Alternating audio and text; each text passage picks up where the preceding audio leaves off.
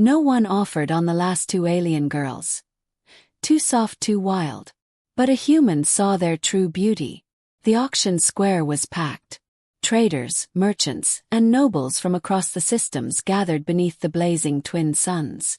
The air was heavy with incense and greed, the cries of auctioneers rising above the restless crowd. The spectacle had already seen war spoils, rare metals, and even exotic beasts sold off to the highest bidder. But now, murmurs rippled through the assembly. Two alien girls were being brought forward. Their chains clinked softly as they were led onto the platform. They could not have been more different. The first girl had soft silver hair that shimmered under the suns like spun moonlight.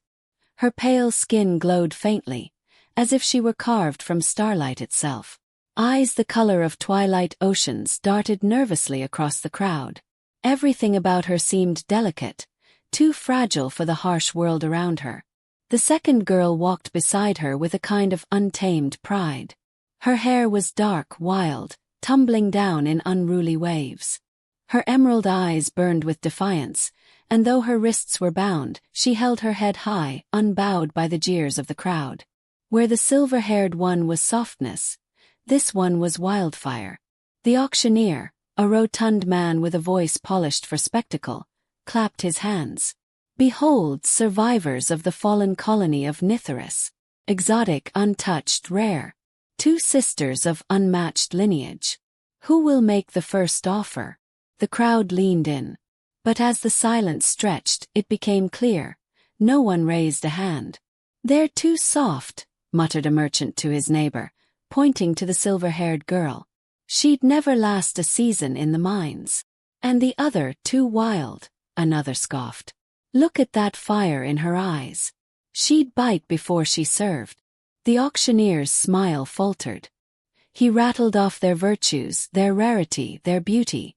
But the crowd only murmured and shook their heads. No offers came.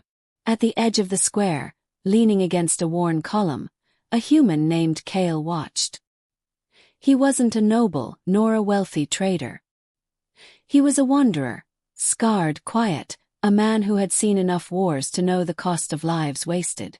He had not come to buy. He had come for supplies. Yet his gaze lingered on the two girls, their contrasting presences pulling at something deep inside him. The silver-haired one trembled as the crowd grew restless, shifting from foot to foot like prey surrounded by predators. The wild one snarled under her breath, her lip curling as if daring anyone to step forward. Pathetic, someone spat. Not worth the coin. The auctioneer's voice cracked in desperation. Surely, someone will see their worth. Kale's hand clenched at his side. He remembered too well the sound of voices dismissing lives as if they were nothing. He had heard it on battlefields, seen it in slave markets. And he had promised himself, never again would he stand idle while innocence was trampled under greed. He stepped forward. His boots echoed against the stone as the crowd parted, curious. The auctioneer blinked in surprise. You, sir. Do you offer? Kale nodded once. I'll take them both. Gasps rippled through the crowd. The merchant who had sneered earlier laughed bitterly. You'll regret wasting coin on those two. One will break, the other will bite. Kale's eyes narrowed, but he didn't answer. Instead, he reached into his worn satchel and pulled out a small pouch. It wasn't filled with gold or jewels, only the hard-earned credits of a traveler who scraped by from one job to the next. He handed it over without hesitation. The auctioneer weighed it, grimaced. It was not a fortune, but with no other bids he had no choice. He slammed down the gavel. Sold. To the human. The chains were struck off. The silver-haired girl flinched as the lock clicked open, her fragile hands pulling close to her chest. The wild one shook hers free, glaring at the crowd as if daring them to approach. Kale placed his coat around the shoulders of the silver-haired sister, shielding her from the leering stares. To the wild one, he only gave a steady look, a silent acknowledgement of her spirit. They left the square together. The suns dipped lower as they reached the outskirts of the city. For the first time the girl spoke. Why? The silver-haired one whispered.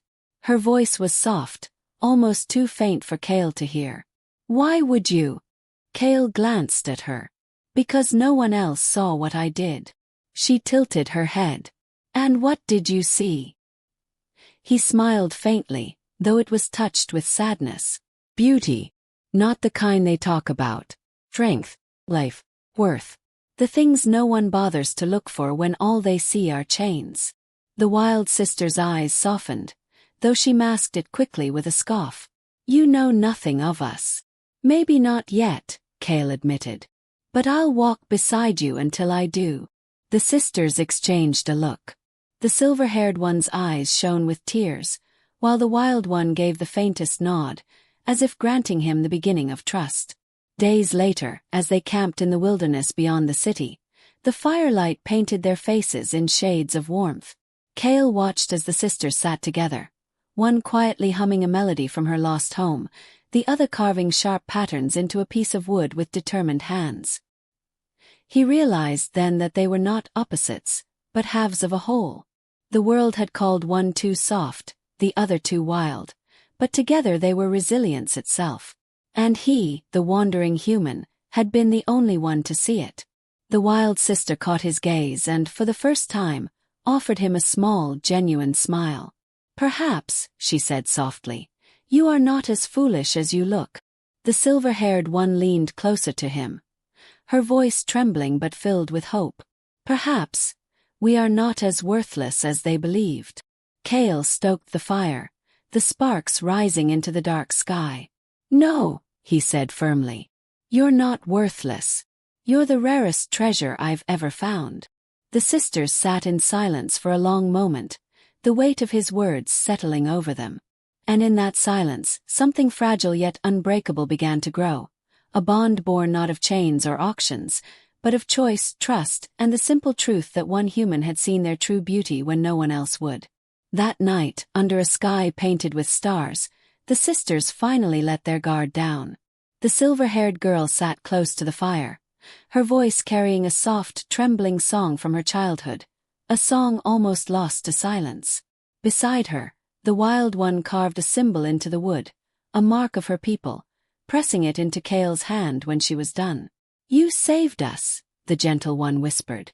No, Cale said quietly, staring into the flames. I only saw what no one else cared to look for. You saved yourselves by enduring long enough to be seen. For the first time, the wild sister's defiance softened into gratitude. She leaned forward, her eyes steady on his. Then we walked together, human. Not as property, not as coin spent, but as people. The fire crackled, sending sparks into the dark, and Cale felt something stir inside him, something warmer than the blaze before them. The world had dismissed them as too soft, too wild, unwanted. But as they sat together in the night, the sisters realized a new truth. Sometimes it takes only one person willing to see beyond the surface to change everything. They were no longer alone.